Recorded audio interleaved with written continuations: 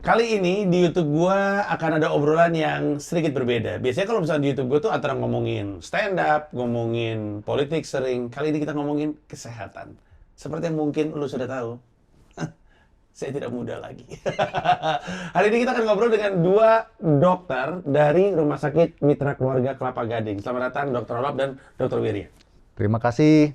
Ini kita sebenarnya udah asik ngobrol panjang sebelum kita mulai syuting ya. Dokter-dokter ini adalah dokter bedah jantung atau spesialis bedah jantung, betul? Ya.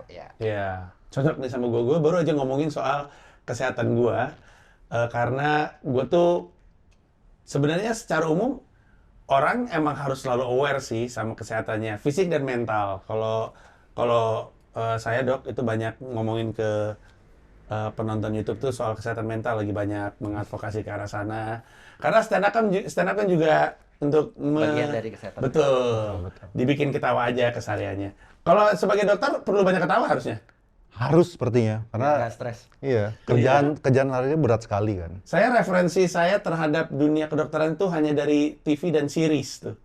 Apa ya namanya? Ya. Grey's Anatomy. Grey's Anatomy. Itu bukan dari TikTok. TikTok suka ngaco ya. Kalau series-series gitu, dokter suka nonton. Ada series tentang kedokteran yang dokter suka nonton nggak? Grey's Anatomy sudah lama banget sih ya, nggak nonton ya? Dulu sih sebelum mungkin waktu masih sekolah ya. Iya. Ternyata oh keren, tapi setelah kita sekolah nggak juga Baru mau ternyata. nanya, akurasinya gimana ya? Level akurasinya? Lebih better dibanding Indonesia punya sih. Tapi mungkin hari ini kita akan banyak ngobrolin spesifik soal bedah jantung. Yes. Nah, gua kasih historiknya dulu ya. Gua itu kondisinya adalah sebenarnya punya tekanan darah tinggi. Terus ada masanya tekanan darah tingginya tuh saking tingginya suster aja kaget. Kok tinggi banget gitu. Terus gue coba untuk perbaiki, jaga kesehatan gue. Ada yang ngasih tahu saya soal trisula kesehatan. Makan, istirahat, Olahraga. sama olahraga betul. Terus dia bilang yang paling kenceng tuh Makan. istirahatnya justru, tidurnya.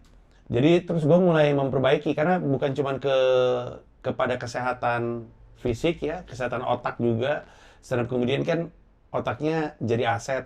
Sebenarnya semua juga otaknya aset, cuman daripada ngeblank di atas panggung, karena saya ada masa-masanya dok, di atas panggung tuh ngeblank lupa ngomong apa gitu, karena mungkin capek tidurnya nggak benar. Iya betul. Jadi terus diperbaikin semuanya, abis itu sekarang tekanan darahnya sebenarnya masih tinggi, tapi jauh lah dibandingin dari yang waktu itu. Kenapa ini jadi isu? Karena bokap gue juga tekanan darah tinggi. Bedanya, bokap gue waktu itu ada penyumbatan. Nah, bokap gue tuh melewati 2 buah tindakan. Dia sempat pasang ring, habis itu dia sempat bypass. Nah, gue tuh juga baru ngeh bahwa ternyata 2 hal itu sebenarnya dilakukan oleh 2 dokter yang berbeda. Yang satu dokter jantung, yang satu dokter spesialis bedah jantung. Bedah jantung. Sedikit aja nih, nggak tahu mau dokter Wirya atau dokter Olop. Sebenarnya bedanya dokter jantung sama dokter spesialis bedah jantung itu apa sih? Bedah jantung tuh operasi gitu. Sebenarnya dokter jantung nggak harus. Ya, jadi bedah jantung pasti ada sayatan besar dulu ya, sayatan besar. Sementara kalau dokter jantung itu yang intervensi via kateter biasanya. Jadi langsung masuk via pembuluh darah. Kalau kita akan membuka rongga dadanya.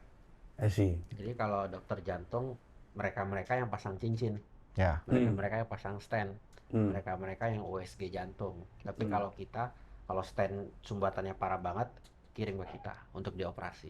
Gitu. I see. Jadi nggak ada orang yang sekonyong-konyong datang ke kita. Iya. Nggak ada kan lo tiba-tiba, woi, gue mau operasi jantung, nggak ada. Jadi biasa pasti dia lewatin dokter jantung dulu. Jadi pas ditanya rujukannya dari dokter siapa? Nggak ada, pengen aja. Udah gila Anda. Iya. Oh gitu ya. Jadi berarti kesimpulannya adalah bokap gua tuh menghadap dokter jantung dulu. Ya. Habis itu menghadap dokter spesialis jantung. Habis itu sekarang menghadap yang Maha Kuasa.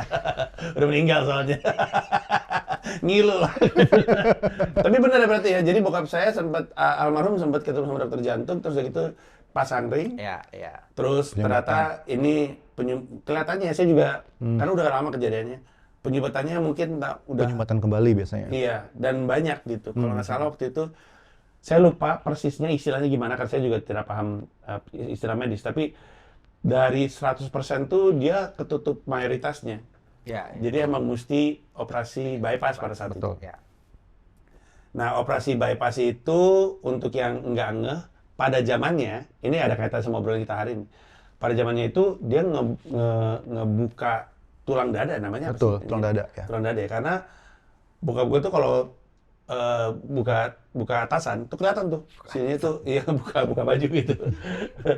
Kelihatan ada kayak bekasnya, terus ada kayak titik. Biasanya tuh karena tolong dikoreksi ya dok, pembuluh darahnya udah kesumbat, terus dia ngambil dari yang lain. Bokap gue kalau nggak salah ngambil dari kaki. Betul, Ya. betul.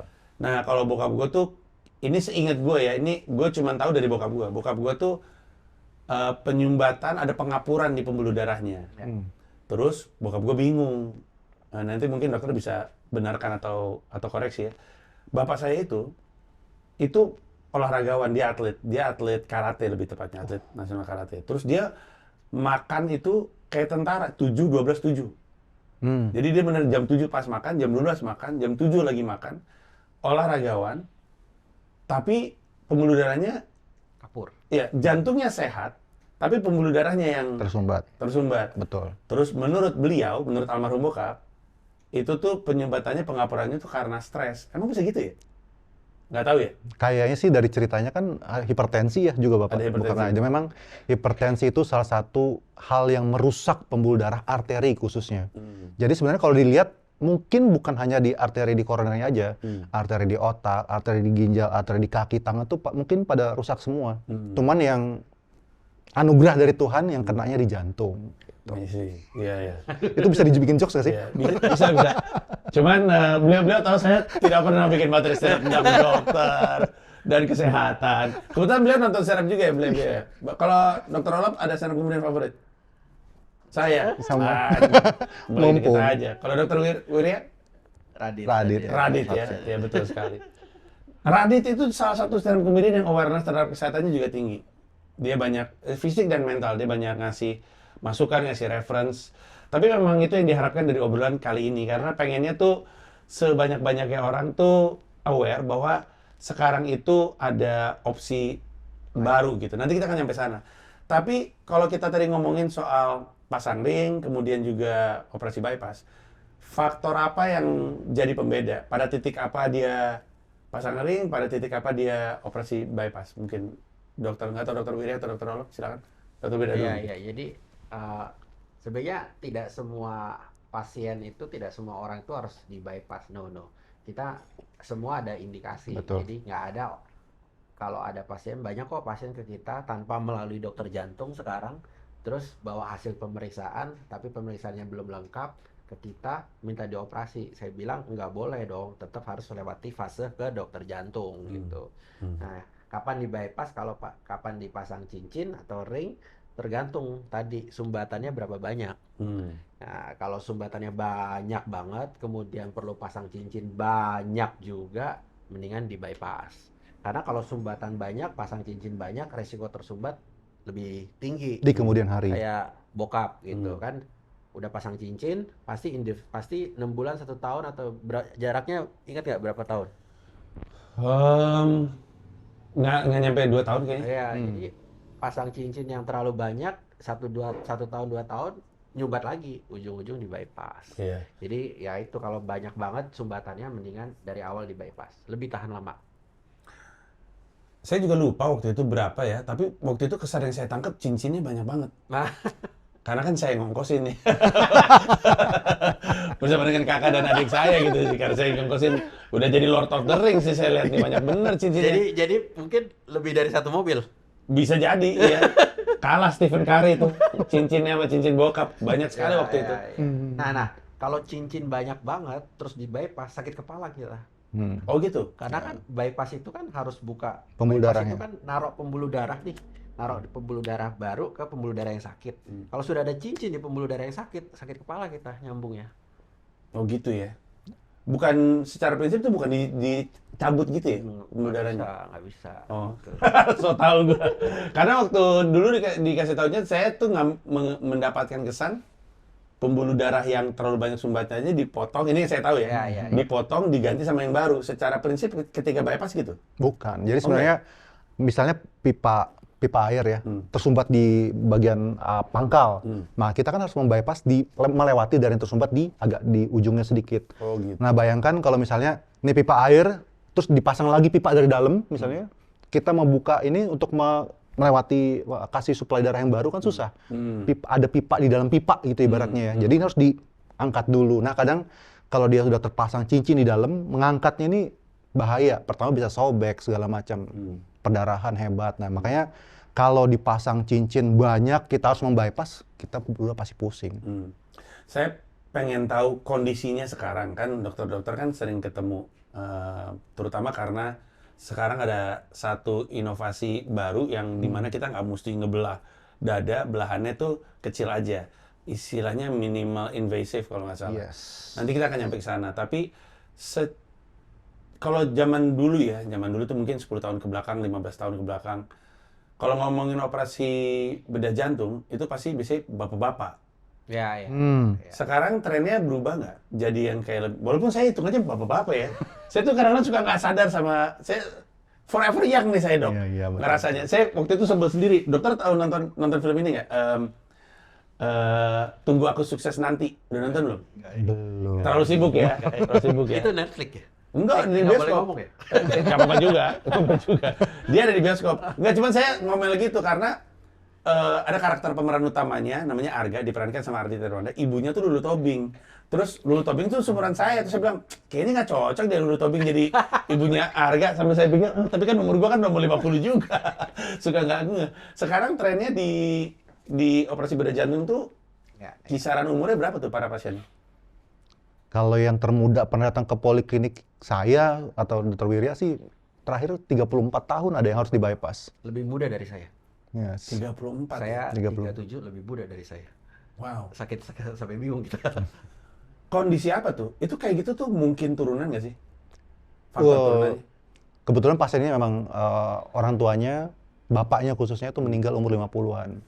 Jadi dia mulai ada rasa aneh di dadanya, kemudian di CT scan, nyumbatnya parah sekali. Dan memang harus di-bypass. Terus faktor apa lagi? Saya kalau nanya agak hati-hati juga ya, saya nggak tahu mana yang bisa dijawab sama dokter spesialis bedah jantung sama mana yang ranahnya ranah dokter jantung ya. Tapi Sebenarnya sama sih. Kalau untuk pengetahuan basic kan mirip-mirip lah. Intinya sih yang terjadi adalah kerusakan di pembuluh darah yang akhirnya tubuh tuh kalau pembuluh darah rusak dia akan menempelkan sesuatu untuk memperbaiki. Kayak di semen ulang. Makanya kayak kapur. Nah, penyebab utamanya tuh biasanya gula yang paling jahat, darah tinggi, kemudian baru yang lain-lainnya, rokok, keturunan dan lain-lain. Itu yang menyebabkan kerusakan di sel-sel di pembuluh darah. Jadi penyebabnya satu gula, itu parah. Kolesterol, ngerokok, terus darah tinggi, terus nggak pernah olahraga, stres, tidurnya kurang. Nah, itu semua hancurin pembuluh darah. sebenarnya kalau kita kategoriin itu gaya hidup ya. Yes, yes. Jadi kalau misalkan kita mau terhindar atau menurunkan resikonya, yang diperbaiki gaya hidup justru. Betul. Apalagi kalau ada keturunan, itu Memperparah. lo harus benar-benar respect sama gaya hidup. Iya. Kalau nggak hancur. Gitu. Iya. Soalnya bukan cuma aspek makanan, ya kan tadi kan kita ngomongin yang lain-lain juga kan. Dan karena saya lagi nurunin tekanan darah, nanti saya kasih tahu deh, dok, saya agak kurang nyaman untuk nyebutnya karena netizen kan, Anda kan suka sampah nih, Anda tiba-tiba nggak punya ilmu nih, oh si bapaknya harusnya gitu. Nanti saya kasih lihat, tapi saya sadar banget bahwa untuk memperbaiki ini semua, ya ada gaya hidup yang mesti diubah, istirahatnya. Betul. Saya khawatir banget dengan jam tidur, mikirin banget soal makan. Saya sama si Angga, manajer saya itu proses untuk Hidup sehat. memikirkan strategi makan. Itu tuh ngelakuin banyak hal. Kami sempat plant based. Saya sempat plant based dari tahun 2019 sampai 2022 kayaknya. Full. Iya full plant based. Dan saya senang sekali dampaknya ke badan saya sebenarnya karena ini cerita singkat aja. Jadi waktu itu saya sadar saya punya permasalahan kesehatan karena saya lagi makan, dokter lagi makan, tiba-tiba semuanya itu hitam, terus kayak kuping pengang, terus hilang aja gitu. terus ditahan sampai selesai, kalau nggak jatuh ke situ tuh. Terus sederhananya saya sejak itu mencoba untuk memperbaiki gaya hidup. Terus saya ke mitra keluarga juga, tapi ketemu sama di mitra keluarga yang berbeda, ketemu sama dokter Andreas Prasaja waktu itu, mencoba sleep doctor, mencoba untuk ngebenerin tidur saya. Betul. Terus dari ngebenerin tidur, jadi ngejaga makan, terus jadi ngelebihin olahraga. Gara-gara saya plant based, saya jadi lebih rutin olahraga. Karena dulu sebelum plant based, itu saya nggak tahu benar atau nggak istilahnya, kayaknya inflamasi gitu di pergelangan kaki, pergelangan nyeri jadi nyeri. Jadi abis main bola, nyetir dari lapangan bola ke rumah, nyampe rumah pas turun tuh sakit-sakit semuanya. Pas plant based nggak ada itu, hilang semuanya. Saya bisa hari ini lari, 2 hari lagi lari bisa sebenarnya. Nah, karena senang, terus dijalanin plant based-nya, terus waktu itu ketemu sama dokter gizi, terus saya bilang, gimana caranya, saya cerita soal pengalaman gaya hidup saya, terus bilang, lu tuh butuh omega 3, saya bilang omega 3 dapat dari kacang, tapi ini omega 3 yang berbeda, lu butuh dari ikan. Jadi mulai longgar tuh, mulai ikan, terus apa namanya istilahnya, pescatarian, atau apa gitu. Kalau sekarang saya udah makan normal lagi, tapi ngitung. Jadi jaga banget hati-hati gitu, supaya, karena saya sekarang nge-gym juga, lari juga. Jadi basically untuk membuat kita terhindar, poinnya adalah gaya hidupnya itu mesti berubah. Dan sebenarnya ngubah gaya hidup tuh agak berat ya. Iya. Tapi oke. Harus ada teman. Betul. Sebenarnya harus dikelilingin sama geng yang sepakat bahwa gaya hidup tekad sih yang terutama. Kalau emang bagaimanapun kalau tekadnya kuat pasti bisa sih. Iya. Betul. Nah kalau gua ada kejadian yang memicu sehingga gua tekadnya menguat. Nah orang-orang tuh kadang-kadang nggak ini ya. Tapi itu juga suka disebut sebagai silent killer karena deteksinya nggak gitu kerasa kali ya. Kayak waktu saya pertama kali dicek tekanan darah tinggi, gara-gara ini dok, si Comika dapat barteran suntik vitamin gitu. Terus sebelum suntiknya dicek dulu tekanan darahnya, di tensi. Susternya, kaget dia tinggi sekali. Terus saya bilang, itu sebelum mengetahui? Sebelum mengetahui. Oke. Terus saya bilang, nggak, saya tahu tekanan darah saya tinggi, tapi nggak setinggi itu. Saya tahu kisarannya kurang lebih seperti apa. Terus saya bilang, saya nggak ngerasain apa-apa, Sus. Sudah emang biasanya nggak pernah kedeteksi. Sebenarnya nggak pernah kedeteksi, atau sebenarnya deteksinya dan tanda-tandanya ada, tapi nggak terlalu muncul, atau kita nggak aware sama simptomnya. Biasanya sih tubuh kita kan adapt ya, sampai suatu ketika dia nggak kuat terjadi sesuatu. Nah, karena perubahan itu pelan-pelan, kita nggak aware. Makanya banyak orang yang sudden death segala macam karena nggak ngerti sebenarnya. Makanya sangat penting melakukan medical check up sebenarnya, secara rutin, apalagi berumur seperti kita gitu. Jadi memang nggak ada cara lain, medical check up dan perubahan gaya hidup tuh harus dikerjakan sedini mungkin. Iya. Karena ketika udah harus ngambil tindakan, biasanya muncul penyesalan. Ya, betul. Wow. Dan oke, sekarang kita mulai ngomongin soal tindakan ya. Jadi sekali lagi gue mesti ngingetin, dan ini mungkin jadi penting untuk lo karena ada sesuatu yang akan diberikan kepada lo. Nah, di akhir obrolan ini, sesuatu yang gue rasa akan ada manfaatnya untuk lo. Lo bisa mendapatkan satu penanganan yang modern, yang baru, yang keren, yang tadi gue sebut, minimal invasive itu dengan gratis. Nanti kita akan bahas. Tapi kita ngomongin tindakan yang sebelumnya dulu ya. Kan biasanya kan operasi jantung itu selalu dianggap sebagai operasi besar. Betul. Saya ingat banget waktu orang tua saya kan cerai ya. Tapi waktu mau operasi itu, mau bypass, ibu saya sampai datang. Terus ya gitu, ibu saya, semoga sukses ya, semoga ini, semoga itu. Terus bapak saya, kayak saya mau meninggal. Jadi dulu tuh anggapannya tuh operasi jantung tuh operasi besar. Tapi emang benar ya, emang operasi besar ya? Iya memang. Persiapannya apa aja sih? Apa yang mesti dilakukan sama si pasien menuju ke operasi itu pada zaman belah dada ya?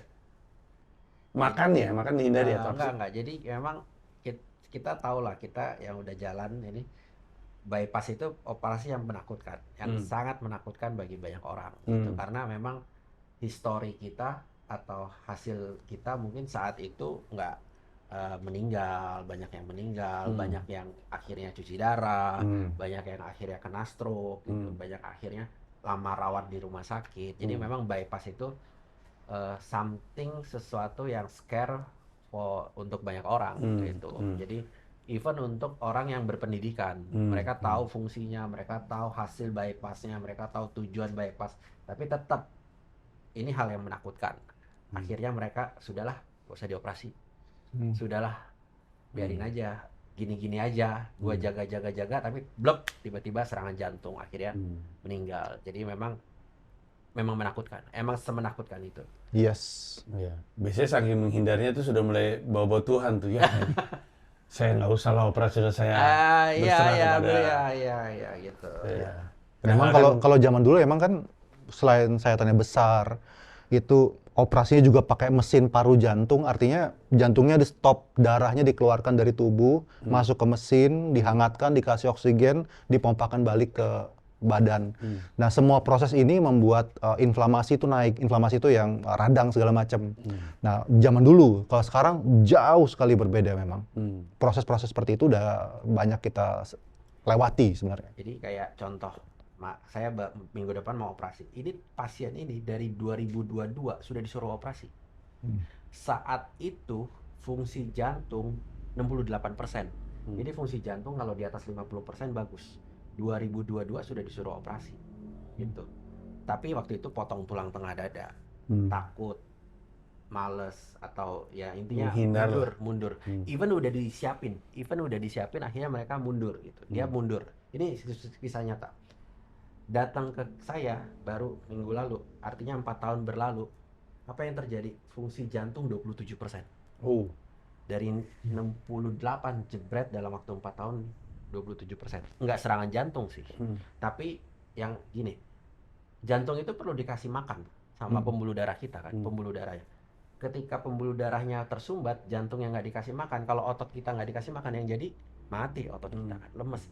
Jadi fungsi jantung turun. Nah, sekarang minta operasi. Ya, bukan berarti kita nggak bisa, tapi pasti kalau fungsi jantung turun, sudah pernah serangan jantung, resiko operasi jadi lebih tinggi. Jadi memang semenakutkan itu sampai mereka memilih sudahlah, nggak usah dioperasi. Ya. Dan memang pada zamannya juga recovery-nya lama ya? Betul. Kisaran berapa tuh? Paling tidak boleh mengangkat berat selama 3 bulan pertama. Karena kan di belah dada. Proses penyembuhan tulang itu lama. Saat ini kalau kita operasi tidak memotong tulang sama sekali, sehingga hanya penyembuhan jaringan lunak. Itu 2 minggu kelar. Oke, kita coba masuk ke situ. Jadi kita udah kayak ngasih teaser beberapa kali bahwa sekarang tuh ada pendekatan yang baru, yaitu minimal invasive. Minimal invasive itu sederhananya adalah untuk melakukan tindakan nggak perlu sampai buka dada, gitu kan lebihnya ya. Betul.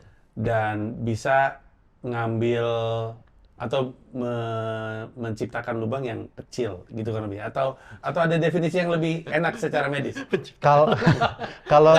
Kalau kita lihat sih zaman dulu yang dikatakan minimal invasif tuh walaupun dia belah tengah, motong tulang dada, tapi tidak menggunakan mesin yang saya sebut tadi, sudah bisa dibilang minimal invasif. Pada saat itu? Ya, karena peradangan berkurang jauh, pasien bisa pulih lebih cepat. Nah, saat ini tanpa menggunakan mesin, tanpa memotong tulang dada, kita katakan lebih minimal invasif lagi karena pasien akan jauh lebih cepat pulihnya. Jadi zaman dulu itu memang tanpa menggunakan mesin pun udah dibilang minimal invasif. Itu yang tadi dibilang 2 minggu ya? Tadinya kan 3 bulan Nah, nggak boleh ngangkat tetap 3 bulan, tapi dia operasinya tanpa menggunakan mesin. Artinya waktu yang kita dulu? operasinya tetap jantungnya berdenyut, tapi tetap memotong tulang dada. Nah, karena tidak tanpa menggunakan mesin, maka resiko stroke segala macam akan jauh lebih kecil. Nah, sekarang kita bilang minimal invasif tanpa menggunakan mesin, jadi waktu kita operasi itu jantung berdenyut sendiri ya. Kemudian lukanya kecil, jadi udah lebih berkembang lagi. Iya.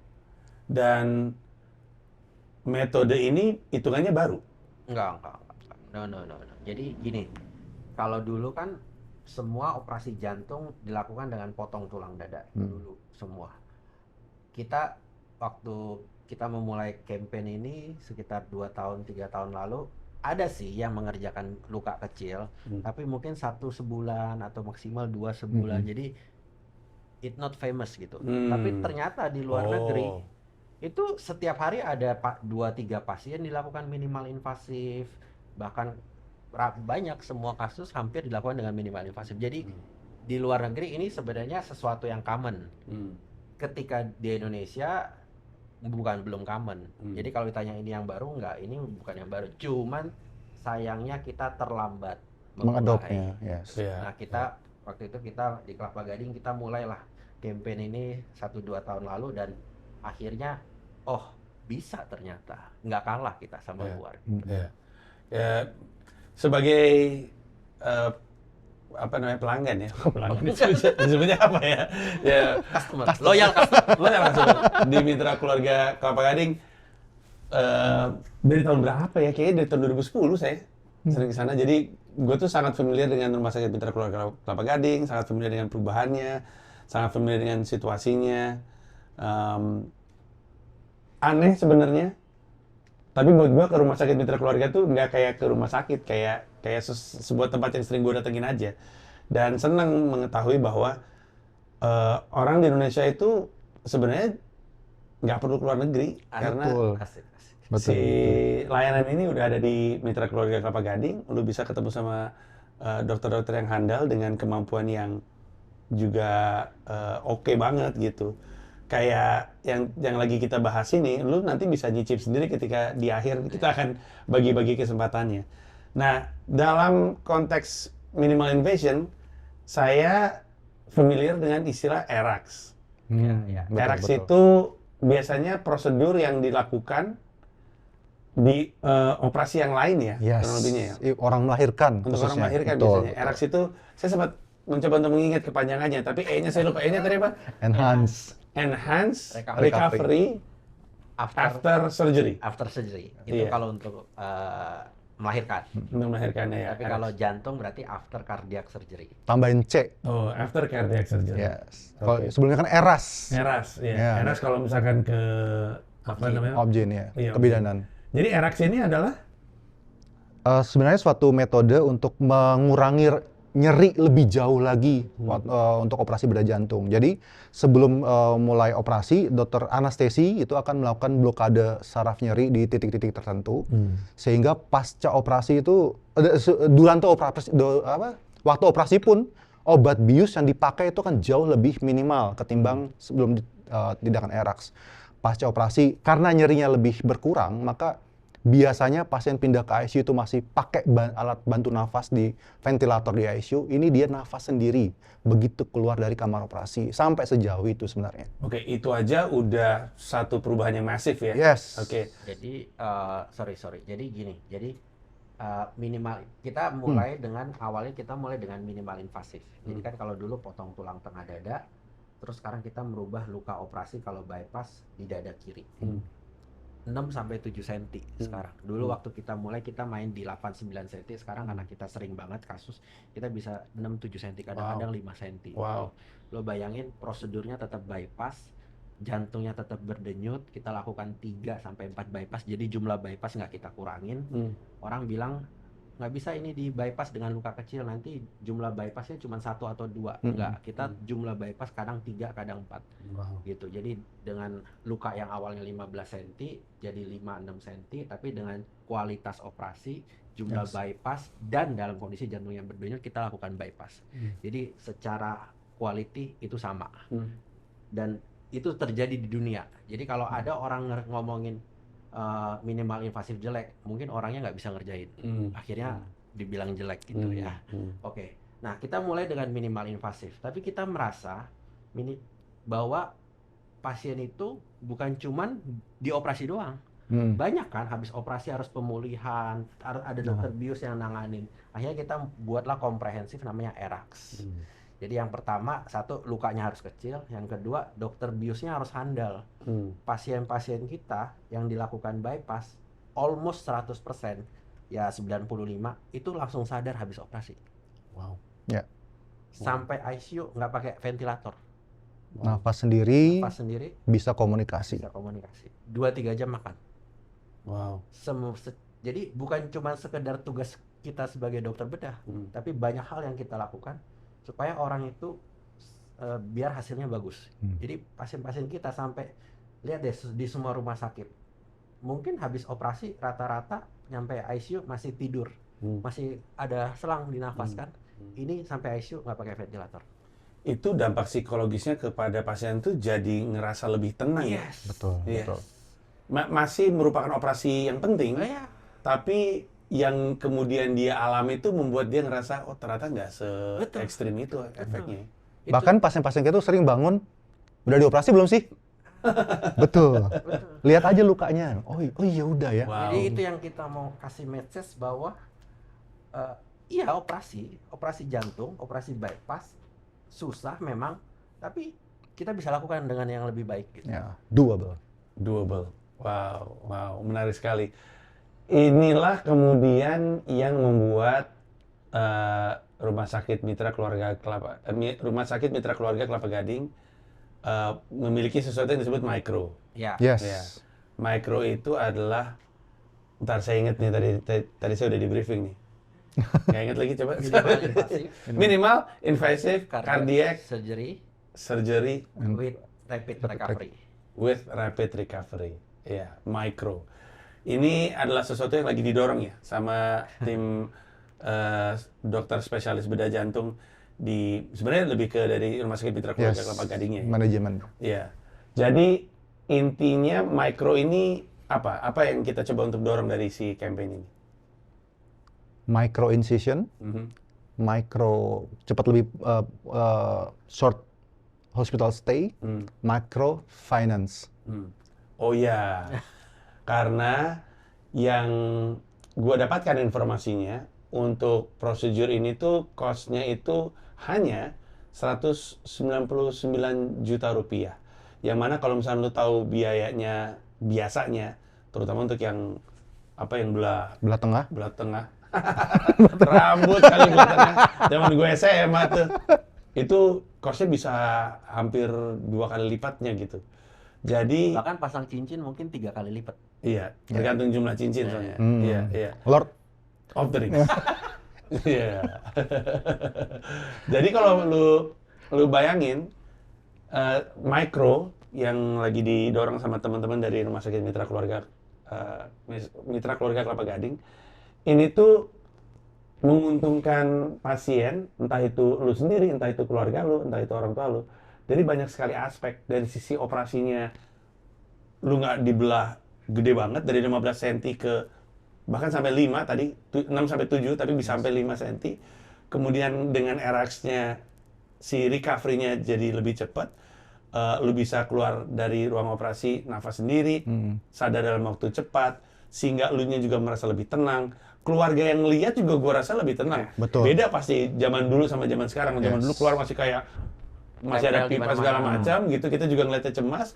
Kalau sekarang tuh keluarga juga ngeliatnya, terutama pasangan ya, lu ngebayangin bokap lu, istrinya ya, nyokap lu itu kan pasti ngeliatnya lebih tenang ya, kita ngeliat, ih beda ya gitu. Dan lebih tenang juga ke kantong Anda. Ya. Dan itulah yang ditawarkan lewat micro ini. Karena ini sebenarnya sebuah layanan yang komprehensif ya. Betul. Banyak departemen.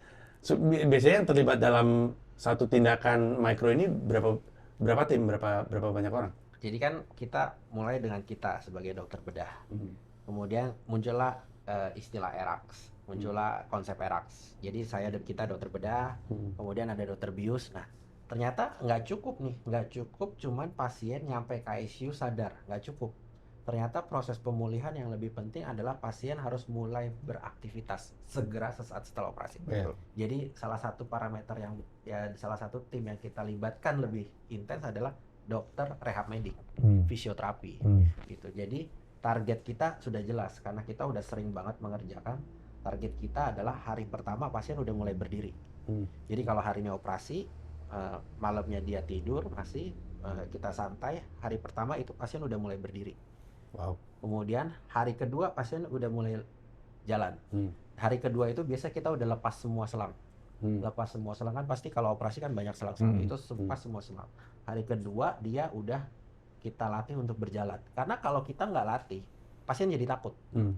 Gue boleh jalan nggak ya? Gue boleh gerak nggak ya? Gue boleh turun nggak dari bed? Makanya kita harus latih dia berjalan supaya dia bisa tahu, oh gue boleh. Kemudian sorenya pindah ruangan, hari ketiga udah di ruangan, dia punya tugas. Setiap pipis dia harus ke toilet.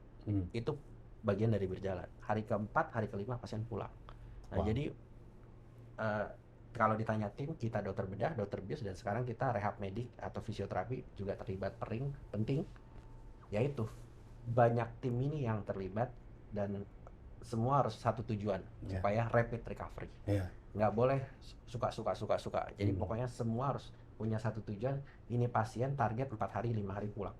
Dan memang karena kita sudah mengerjakannya rutin, kita tuh sering sangat dibantu oleh tim-tim perawat kita yang tanpa kita perlu komen, mereka sudah tahu apa yang harus dikerjakan. Udah ada SOP. Habis begini, pasti begini. Jadi kita tuh tidak terlalu banyak mikir ibaratnya. Semua sudah berjalan dengan sesuai koridor masing-masing. Jadi makanya bisa pulih jauh lebih cepat, pulang hari keempat, hari kelima. Karena memang sudah berbagi tugas semua.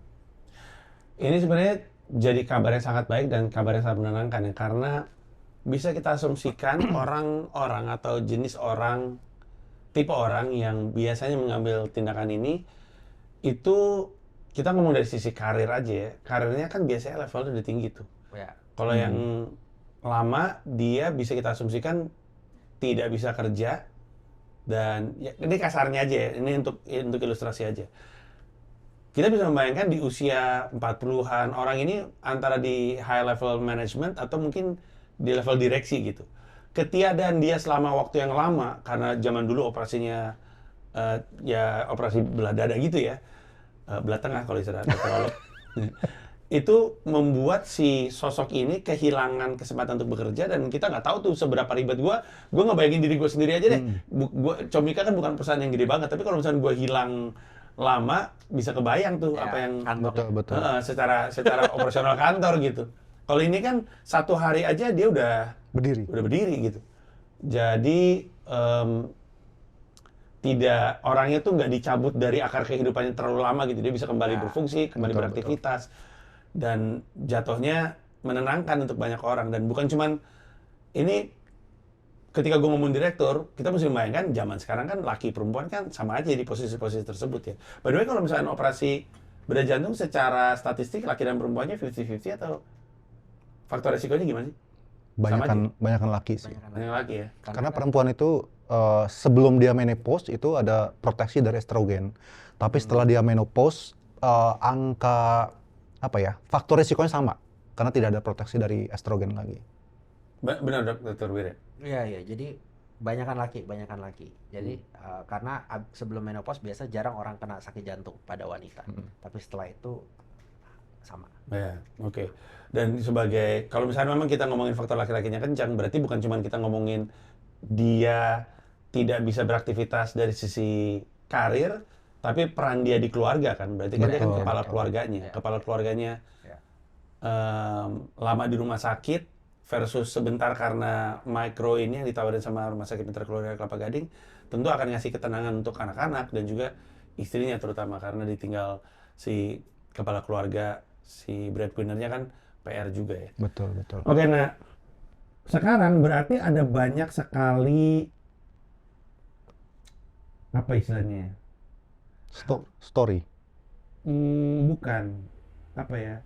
Banyak hal yang terkait dengan dengan operasi bedah jantung itu udah hilang tuh ya. Jadi kayak recovery lama, terus kayak penggunaan mesin tadi. Penggunaan mesin, ya kan kalau denger mesin untuk nyetop jantung itu kan, kayaknya kan, ya tentu kalau beliau-beliau kan udah sangat kompeten ya. Tapi kan orang awam kan, stop jantung kayaknya. Sekarang nggak perlu, jantung lu tetap berdetak tetap gitu. di situ, tidak dikeluarkan. Karena banyak orang tuh, dok jantungnya dikeluarin ke piring nggak sih gitu kan? Enggak kok, tetap di sana berdetak, kita operasi. Lo gimana ngeluarin jantung segede ini dengan luka 5 cm kan nggak mungkin kan? Iya. Jadi hal seperti itu kan udah nggak ada stop jantung, pindahin jantung, dan operasi yang gede itu udah nggak ada semua. Cost yang gede juga udah nggak ada, hilang setengah mungkin kurang. Terus recovery yang lama, proses recovery yang lama. Hospital bed lama. Iya, hospital bed itu cost lagi kan soalnya kan ya lama di rumah sakit. Sehingga secara keseluruhan tuh kita bisa ngebayangin jadi nggak takut. Itu kan sebenarnya kan alasan utamanya kan. Kenapa micro ini jadi penting? Karena micro ini ingin memperbesar kesediaan lu untuk mengambil tindakan yang memang dibutuhkan oleh lu. Kalau dengar dari ceritanya tadi, ada hal-hal yang yang terjadi biasanya itu jadi faktor yang membuat lu nggak mau gitu. Padahal badan lu perlu sampai Ya. titik udah sisa 26% tadi bahkan. Betul, betul. Kalau sekarang kan lu jadi apalagi yang lu khawatirin dari sisi banyak aspek yang menakutkan sekarang sudah dieliminir. Betul, betul. Jadi waktu kita mulai campaign ini 1 tahun lalu, ternyata hasil pemeriksaan yang dibawa ke kita itu bukan hasil pemeriksaan 1-2 minggu lalu. Hasil pemeriksaan tadi kan gini, tadi kan kalau mau bypass tuh perlu ke dokter jantung dulu kan, ada pemeriksaannya. Hasil pemeriksaan tuh yang udah lama, 1 tahun, 1,5 tahun gitu. Artinya kan orang-orang ini menunda tidak melakukan bypass, tidak melakukan operasi karena takut mati karena operasi. Lebih baik gua mati karena sakitnya daripada gua mati karena operasi. Nah akhirnya mereka tahu ini dan akhirnya mereka banyak melakukan. Makanya kita sekarang kasus kita itu sebulan tuh bisa 20. Sebulan di rumah sakit kita itu bisa 20. Yaitu banyak orang-orang yang dulu nggak mau dioperasi, tahu ini dan hasilnya baik, akhirnya mereka mau dioperasi. Ya itu berdampak baik untuk semua orang ya. Maksudnya emang biasanya ketakutan sih yang menghalangi Ya, kita. Jadi saya setuju, konsepnya adalah jangan takut. Betul, betul, betul. Karena memang kan seperti kita ketahui jantung tuh tetap pembunuh nomor 1. Jadi lebih banyak sebenarnya yang belum kita bisa tolong di luar sana. Pertama karena ketiadaan informasi, tidak tahu dan masih takut. Jadi banyak yang hidupnya sia-sia, banyak yang keluarga bersedih karena kita belum bisa tolong sebenarnya. Gitu. Enaknya, sepositif-positifnya kabar baik yang barusan kita sampaikan, tentu pasien juga nggak bisa pas dengar, wah micro enak nih, bisa main bola gue seminggu kan, ada hal-hal tetap harus dilakukan ya. Maksudnya kita kasih tahu juga, apa aja yang tetap harus dihindari oleh orang yang baru aja ngelewatin proses micro di Mitra Keluarga Kelapa Gading ini. Apa yang dia nggak boleh, jangan, misalkan, kalau saya 1 hari udah bisa berdiri, golf kalian minggu depan gitu. Apa aja yang dia mesti, atau ada makanan yang tetap harus dihindari, ada apa gitu yang tetap harus dihindari apa? Jadi gini, target kita setelah operasi itu 1 bulan dia udah bisa balik back to work, fit to work gitu ya. 1 bulan ya? 1 bulan target kita. Sebenarnya bukan apa yang harus dihindari, pertanyaan apa yang harus dilakukan supaya fit to work. Oh That's the gitu. big question Itu mark. momennya ya. Itu bagian yang paling penting ya. Jadi apa saja yang harus dilakukan? Salah satunya dia harus mulai berjalan, berolahraga kecil selama 1 bulan ini. Jadi itu yang harus mereka lakukan. Jadi bukan berarti operasi jantung terus hidupnya langsung sehat. No. 1 bulan pertama, 2 minggu, 1 bulan pertama disaster tetap. Disaster masih lemes, masih sesek, nafasnya masih nggak enak, ngap-ngap. Dia harus lawan itu, dia harus gerak, dia harus banyak jalan supaya 1 bulan balik lagi normal. Ini berarti perspektifnya tuh lebih kepada apa yang perlu dilakukan si pasien untuk Supaya kemudian bisa dia bisa, Fit to work. iya, termasuk kayak olahraga kecil tuh mungkin jalan kali. Yes. Iya. Ini kan dibandingin tadi kan kita ngomongin ya, berapa bulan nggak bisa ngangkat berat aja gitu. Iya. Ya, Zaman dulu. zaman dulu ya, itu untuk ngebandingin gitu ya. Yes. Kalau sekarang kondisinya lebih dimungkinkan dan dikondisikan supaya dia bisa kembali beraktivitas normal sebulan lah, back to office gitu kan. Main tenis. Iya, main tenis. Kalau dilihat dari pasien kita sih mulai dari minggu kedua kadang udah mulai jalan cepat di lapangan. Bahkan ada pasien saya tuh dokter ahli bedah juga. Minggu ketiga udah mulai operasi lagi. Udah mulai kerja lagi. Udah mulai operasi. Kemarin Canggih. Kan tadi kalau kelamaan dicabut dari akarnya, Betul. ya, jadi Betul juga. terus apalagi cowok bosen kan kalau di Iya. rumah. Iya. sebelum dia operasi, bro, ini gue bisa kerja lagi kan? Bisa. KPR gue masih banyak. Itu Sorry ya, bro. Keresahan kita itu. Itu keresahan kita. Oke. Sampai titik ini kelihatannya ada banyak orang yang nonton yang mulai tergerak juga. Kekhawatirannya mulai tergerus lah dengan semua inovasi-inovasi baru yang tentu inovasi di dunia medis akan maju terus ya. Sekarang kan minimal invasive, jadi lubangnya nggak kebuka banyak, mungkin suatu hari lubangnya kebuka kecil, suatu hari diginiin doang sembuh. Beres. Agak susah sih itu. itu banyak emang klaim sekarang. Iya, itu lebih kepada Dr. Strange tuh kayaknya tuh. Wah. Tapi mungkin sampai titik ini yang nonton ada yang udah mulai tergerak. Nah, kita saatnya untuk ngasih kabar baik nih, Gembira. dokter-dokter ke mereka karena Rumah Sakit Mitra Keluarga Kelapa Gading itu punya program CSR untuk orang-orang atau pasien-pasien yang sekiranya membutuhkan ini. Karena yang nonton saat ini lagi memikirkan ini untuk dirinya sendiri atau lagi memikirkan ini untuk keluarganya, pamannya, omnya, atau mungkin orang tuanya. Nah, kita punya apa nih, dok, untuk mereka? Mereka basically akan berkesempatan untuk merasakan layanan ini, si Micro ini. Ada link di bio-nya YouTube gue yang lu bisa lu klik, lu bisa daftarin ini dan kita bisa memastikan bahwa karena kita mesti cek dulu ya apakah sesuai, apakah tepat. Nanti histori kesehatannya lu masukin ke situ juga.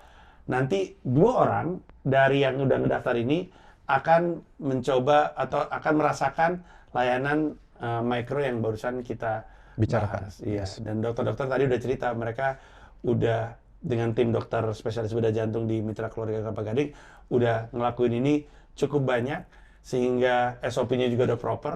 Terus, Rutin, bukan cukup banyak. oh, rutin maksud gue, udah cukup rutin sehingga SOP-nya udah berjalan dengan cukup oke. Timnya bekerjanya juga sama. Tadi kesepakatannya tadi Dokter Wirya bilang kita semua nih sepakat untuk satu hal, rapid recovery gitu. Nah ini sesuatu yang lu bisa alami langsung. Lu bisa daftar aja di link yang ada di deskripsi video tersebut. Masukin semua historinya supaya kita bisa kami bisa ngelihat oh emang orang-orang yang ini dan yang ini sesuai. Nanti 2 orang akan merasakan ini gratis. Ya. Udah mah kosnya di bawah. Ini sekarang lu nggak mesti bayar. Bener nggak? Ada yang kurang dari yang saya jelasin? Jadi maksudnya kita rumah sakit ini buat CSR, program CSR kita kasih kesempatan 2 orang yang memang membutuhkan untuk kita bisa lakukan operasi bedah jantung bypass for free gitu. Bukan berarti kita kurang pasien. Bukan berarti kita kurang pasien. Makanya CSR sebutannya. Betul, karena kayak jadwal kita itu sampai akhir bulan itu sudah ada gitu. Jadi ini bukan berarti pasien dicoba, no. Bukan. No, emang kita murni kita mau Menolong. kita mau kasih tahu. Jadi bukan berarti karena kita kurang pasien, karena kita mau latihan, no. Yeah. Karena kita rutin sebulan tuh bisa 20. Jadi ini bukan uji coba. Yeah. Mungkin banyak ada yang mengerjakan minimal invasif sebulan 1, sebulan 2 atau seminggu 1. Oke lah itu kita bisa bilang uji coba. Tapi kita sebulan itu bisa 20. Jadi ini bukan latihan, ini bukan uji coba, ini bukan ya apalah gitu. Yeah, tes gitu bukan di lab, no. Memang murni kita mau berikan dan kita mau tolong, dan yang masih ragu kita bisa buktikan bahwa ini era yang baru untuk bedah jantung. Karena sebenarnya kalau kita pikir-pikir ya, hal terbaik yang bisa terjadi adalah memang raising awareness. Ya, betul. Dari pasien yang mengalami Micro, dia bisa cerita. Dan semakin banyak yang cerita, semakin awareness terhadap kebaruan teknologi ini tersebar. Dan semakin tersebar, semakin banyak kita tolong. Semakin banyak yang mau bersedia untuk ngelakuin dan semakin banyak yang bisa kita tolong. Betul. Tapi terlebih lagi semakin banyak yang tidak takut lagi. Kan itu yang paling penting kan. Nah makanya CSR ini akan sangat bermanfaat. 2 orang akan mendapatkan servis ini Micro dari Rumah Sakit Mitra Keluarga Kelapa Gading dan gratis. Harapannya semua kebaikan yang tadi kita bahas bisa lu alami sendiri dan bisa diceritakan, dan ujung-ujungnya satu Indonesia yang sebenarnya butuh untuk melakukan operasi ini tidak perlu lagi menahan dirinya karena ini untuk kebaikan ya, karena kita kan sayang ya sama orang tua kita, sama keluarga kita, bahkan banyak yang sayang sama lu juga butuh ini, istri lu sayang sama lu atau pasangan lu sayang sama lu, anak-anak lu sayang sama lu nggak perlu khawatir lagi karena ini bisa membantu lu jadi kembali recovery dan kembali beraktivitas dan kembali menjalankan aktivitas sehari-hari dengan optimal. Kelihatannya obrolan kita juga udah nyampe ujung. Ada poin-poin yang tidak sempat kita bahas atau nggak sempat saya tanya? Yang penting? Tidak perlu keluar negeri. Ya. Kita sampai dibenci loh. Iya. Sama surgeon di luar negeri. Sama sebenarnya. Di Black Campaign sama Di Black Campaign. surgeon sama. Iya. Banyak beritanya ke kita. Iya, karena mereka kan itu ya, soalnya mereka ngerasa wah ini. Tapi sebenarnya setiap orang kan punya pasarnya masing-masing. Kalau ini kan masyarakat ada di Indonesia, ketemu dokter di Indonesia atau tim dokter di Indonesia yang juga handal dengan kemampuan yang juga level dunia, ngapain keluar negeri ketika layanan level dunianya ada di Indonesia sendiri Dan lebih murah. dan juga lebih murah. Lu Lebih nggak murah, mesti jauh. mikirin- Make sure apa yang kita lakukan untuk minimal invasive bypass lebih murah daripada di luar. dari toko sebelah. Ya, ya. Jadi secara keseluruhan, this is a very very good offer. It's a very good opportunity.